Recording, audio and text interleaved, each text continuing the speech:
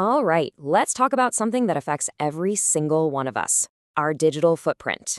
But here's the thing, instead of it being something that just sort of happens to you, we're going to flip that idea on its head. We're going to talk about how you can become the architect of your own online story. So, to get us started, think about this analogy.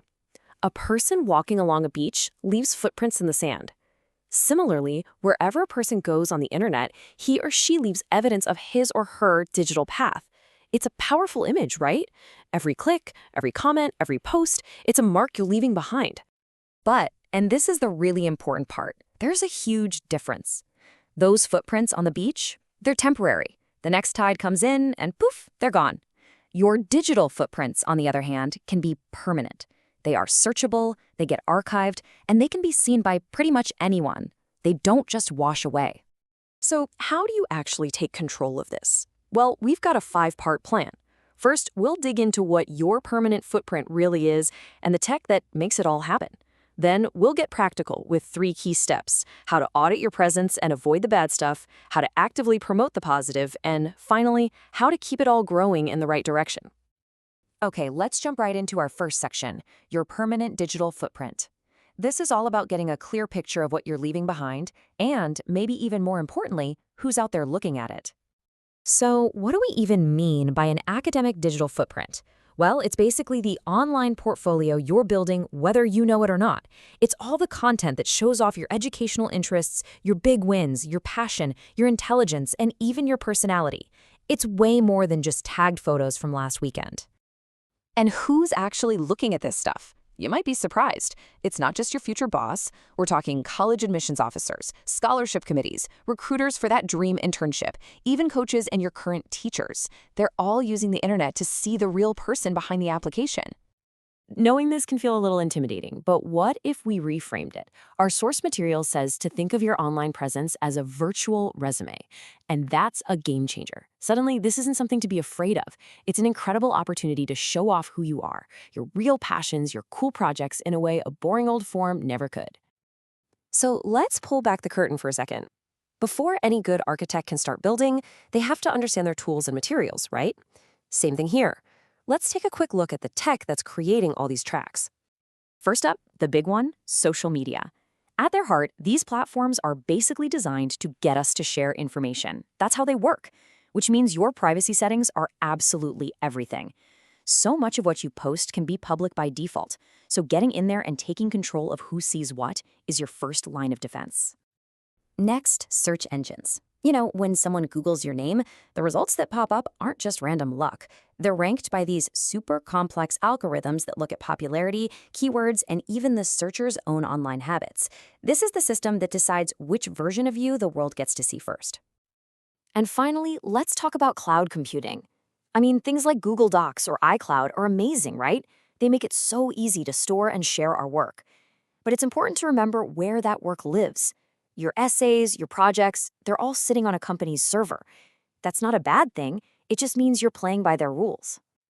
Okay, let's get our hands dirty. It's time for the first big, actionable step in our architect's plan: audit and avoid. Before we can build something new and amazing, we have to check out the foundation we're starting with. And that brings us to a really, really important question. I want you to honestly ask yourself, if you were a complete stranger who just found your profile online, what would your digital footprint say about you right now? So how do you find out? It's a pretty simple 3-step process. First, actually search for yourself. Use a few different search engines and see what comes up. Second, go on a deep dive into every single one of your social media accounts and lock down those privacy settings. And third, be ruthless. Get rid of old posts or even entire accounts that don't help tell the story you want to tell. And what exactly are we looking for? Well, it's the stuff you'd probably expect. Angry rants or offensive comments, any hint of unethical behavior, those inside jokes that look really weird out of context, and just anything that doesn't paint the professional, academic picture you're going for. Okay, now for the really fun part. We're going to switch from playing defense to playing offense. Welcome to step 2, promote the positive. This is where we stop cleaning up the past and start building that awesome virtual resume for the future. You might think this is going to be some complicated strategy, but the core idea is, well, it's beautifully simple. The absolute best way to create a positive digital footprint is just to do great work and create great content. That's it. That's the secret sauce. So, what does that actually look like? Well, you could launch a blog about a topic you're genuinely obsessed with, or maybe post a video showing off a cool talent you have. You could build a slick online portfolio for your art or your code. Every single one of these things becomes a digital asset, a piece of proof that shows the world what you're capable of. All right, we've cleaned house and we've started building, but we're not done yet. Now for the final and most important step, maintain and grow. This isn't a one-time project. It's more like tending to your own digital garden. You know, there's this old saying in the academic world, publish or perish. And it's never been more true than it is today, online. To stay relevant and to keep all that great positive content at the top of your search results, you have to keep creating and sharing. And I just love this way of thinking about it, digital gardening. It completely changes how you see this, right? It's not a chore, it's a positive, routine activity. You're just tending to the awesome things you've already planted, making sure they grow strong and healthy. And your gardening routine can be super simple. First, just schedule a quick search for your own name every once in a while to see what's new. Second, keep creating. Post new quality content regularly to keep your profile fresh. And finally, stay focused. You don't have to be an expert on everything. Build your reputation around one or two subjects that you really, truly love. At the end of the day, why does all of this even matter?